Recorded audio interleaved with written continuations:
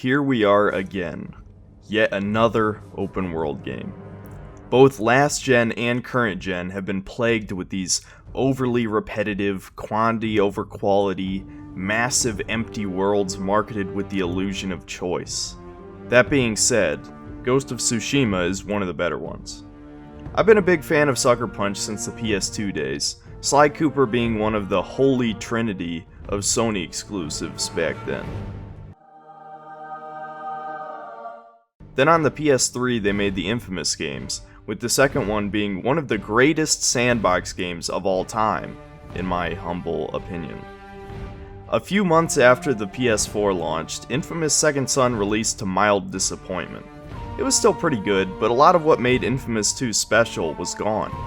The characters and story were much weaker, and the gameplay was oversimplified. So now, 6 years later, Sucker Punch has finally released their new IP. I'm gonna be completely honest here.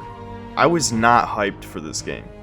Not because I lost faith in Sucker Punch, but because I've grown sick and tired of all these goddamn open world games. Ubisoft single-handedly killed any interest I had left in the genre. The only open world games worth playing this gen were Breath of the Wild and Witcher 3, and maybe Spider-Man. That's it. So the question is, does Ghost of Tsushima join the legion of mediocre bland trash, or is it just good enough to stand with the best of this genre?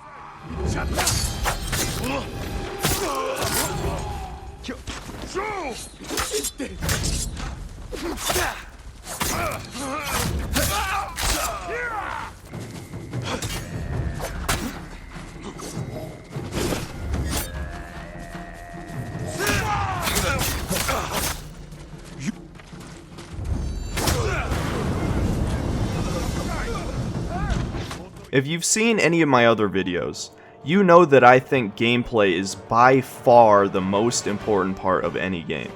Ghost of Tsushima's gameplay can be broken down into two sections, combat and exploration. If you've ever played Shadow of Mordor or its sequel, you know exactly what to expect here. The combat feels almost directly ripped off, in fact. Basically, all of your moves are divided into three gameplay styles: stealth, melee, and archery. The melee combat easily has the most depth of the three. Sucker Punch put their own unique twist on the Batman Arkham game's style of combat. The main difference being that most enemy attacks are not telegraphed with a sign over their head or an immersion breaking triangle button. So you actually have to watch enemies closely to know when to parry their attacks. This small change makes the combat feel a lot more engaging. The other main mechanic allows you to change Katana Stances, which at first seemed really cool, but in reality it's just rock, paper, scissors.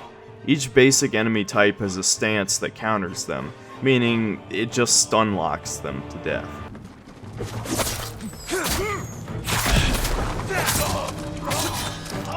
Later in the game, you'll face stronger enemies that can deflect or dodge attacks from the stance that they're weak to. But for the first 10 hours of the game, stances feel very basic, and even after unlocking all the skills related to each one, they don't really have any utility outside of the enemy type that they're good against. That being said, combat is still pretty fun because it's very fast paced. After breaking an enemy's guard, they typically die in like 2 to 3 hits. If you parry an enemy's attack just before it hits you, you'll instantly break their guard and deal massive damage. There are a few other little things that keep things interesting as well. There are throwing weapons like kunais and sticky bombs, and a standoff mechanic that's basically an alternative to stealth. How it works is that instead of picking off enemies from the darkness like a coward, you can be an honorable samurai and challenge the Mongol's strongest warrior to a one-on-one duel straight out of a movie. It's a test of reflexes. You need to let go of triangle just before they hit you to instantly kill them. Later in the game, you can score up to 5 free kills from one standoff.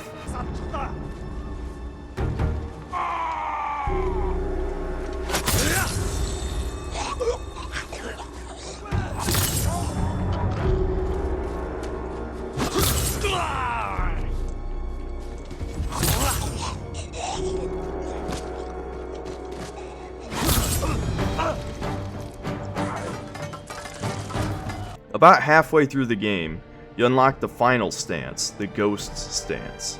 After killing 7 enemies without taking damage, you can do this.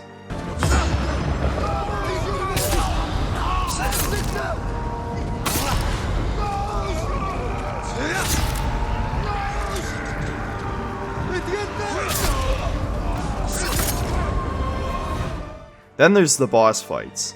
I was actually pretty impressed by how well they're done. Essentially, they're true one-on-one samurai duels, with each boss having unique attacks that throw off the timing of your parries or dodges enough to fuck you up. Not a demon or a ghost, just a man. Make sure to complete all of the mythic quests if you like the duels. Most of the good ones are at the end of each one.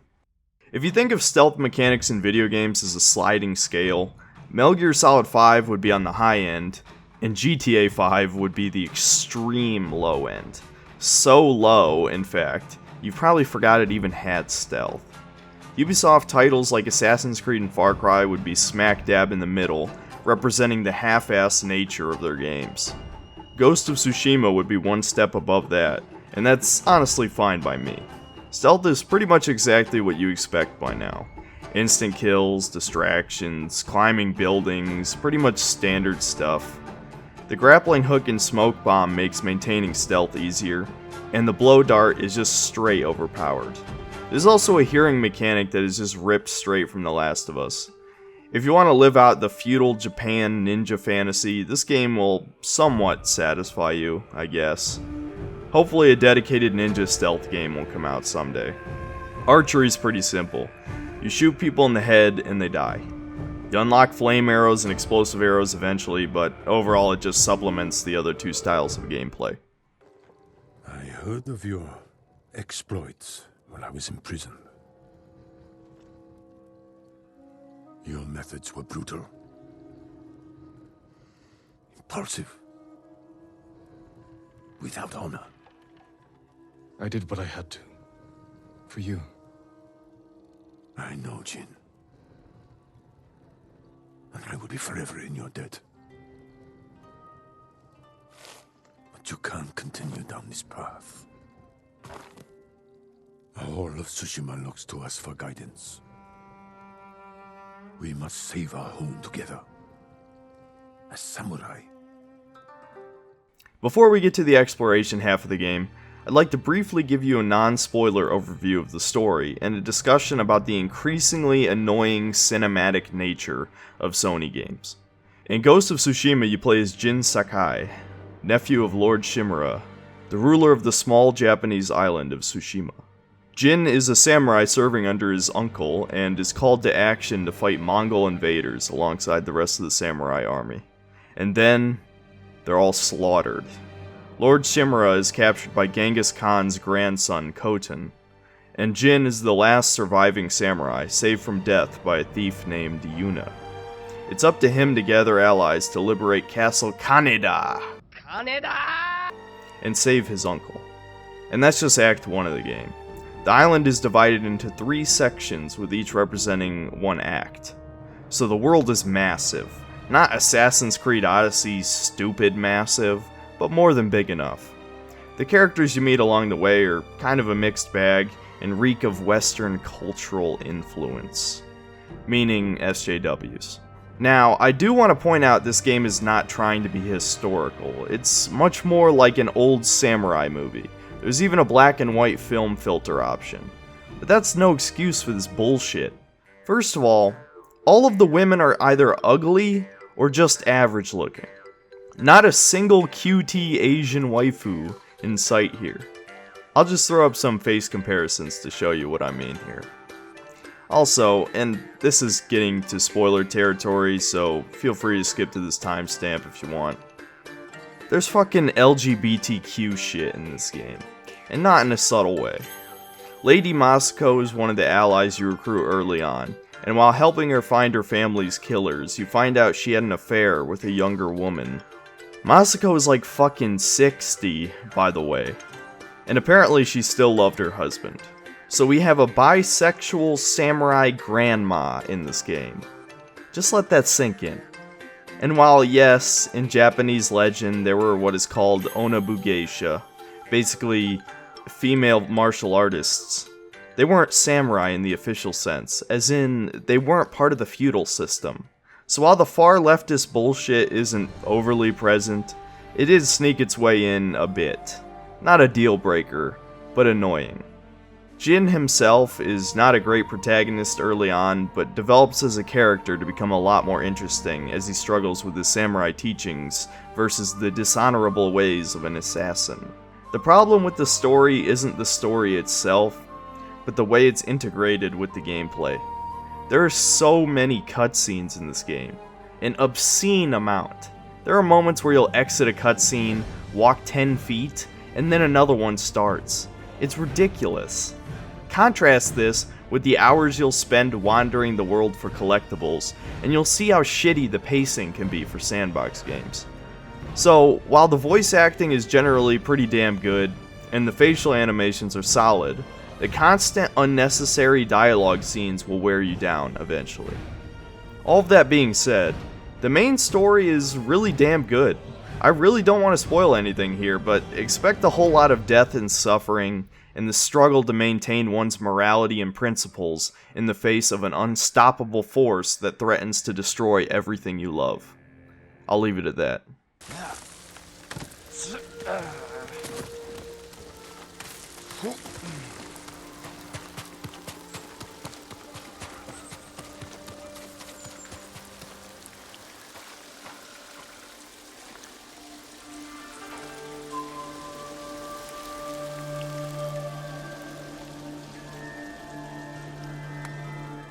Here we have the bane of every open world game, the world itself. For some reason, every AAA developer thinks it's a good idea to create these ridiculously huge worlds full of pointless collectibles and half-assed side quests. Ghost of Tsushima is no exception. The world is littered with fox dens, shrines, hot springs, Mongol outposts, and countless minor side quests.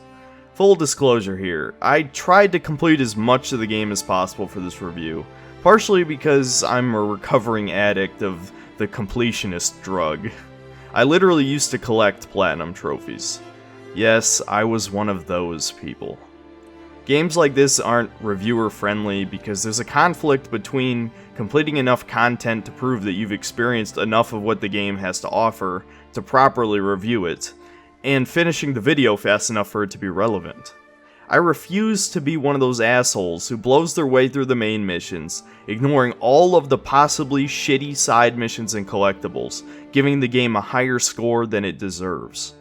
And unfortunately, Ghost of Tsushima is one of those games that you're better off just skipping most of the side content and should just enjoy the main story. I managed to complete every major side quest and a shit ton of collectibles, but I couldn't bring myself to liberate too many outposts or complete the minor side quests. It's just not worth the time or effort, and I doubt most of you care anyway. Based on what I have played, there's only a couple side activities worth your time. The mythic quests are the best, in which basically you fulfill some ancient legend and collect unique armor or learn a powerful combat technique at the end. A few of them have boss battles too. Then there's a few of the major side quests that are also pretty good, but they're way too padded out over the course of the game. Each of your companions over the course of the story has a quest line that resolves a mystery or rights a wrong from their past. Out of all of them, Sensei Ishikawa's is the only one that's good all the way through. Basically, his greatest student betrays him and starts teaching the Mongols his archery skills, and you've got to track her down and kill her. But it's not as clear-cut as it seems, as Ishikawa has some dark secrets. As for the other quest lines, like I said, they're just too padded out. Most of them are separated into 9 different parts, when the story could have easily been told in 3 or 4. Yuna's and Yuriko's are pretty solid, with the latter's being pretty sad, actually. And Kenji's story is kind of funny, just not that fun to actually play. Masako's and Norio's get pretty interesting at the end, but you have to slog through 7 quests each to get to that point. As for all the other activities, there's really not much to say. Fox dens, you just follow a fox to its shrine, which unlocks charm slots. Charms can be pretty OP, so I guess it's worth it to do some of them. Kami shrines are Uncharted-esque climbing puzzles. Kind of fun the first time, then just boring after that. Each one rewards you a powerful charm for one of the gameplay styles. Am I the only one who's really tired of climbing mechanics in video games? They add nothing to the game. They're not fun, and I'm convinced they exist just to hide loading screens. Anyway, hot springs increase max health by a small amount, and you get some extra dialogue from Jin. Not too bad. Mongol outposts are pretty self-explanatory. You've done that shit 100 times before. The minor side quests are also pretty typical. Don't expect Witcher 3 quality here. Just a waste of time unless you're going for trophies. All this death. Because you and your uncle would not surrender. I offered you peace, and you chose war. Now, the people of your mainland will suffer. You will never leave this island. I may have been pretty harsh on this game, but there's actually a lot to like here. The combat's great, the story's fantastic, the island of Tsushima itself is beautiful. I'm not a graphics guy, never have been, never will be, but I am an aesthetics guy, and Tsushima is very pleasing to the eye.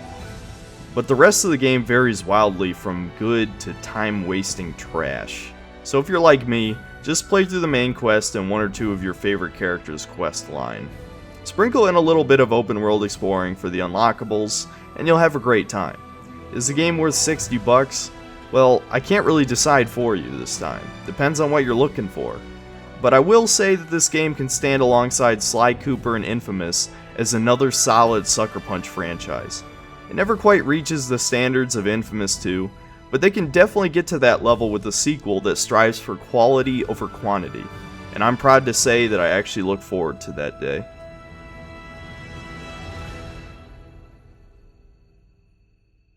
Hey guys, if you liked the video, give it a like. If you want to see more, please subscribe. Seriously, I don't know what happened to YouTube culture, but people just don't seem to subscribe anymore. I'll cover literally any game genre or topic. For my existing subs, you guys voted for a nostalgic game, so that's what I'm going to do next. Don't expect much objectivity in my next review. I do promise that it's a great game though. See you next time, guys.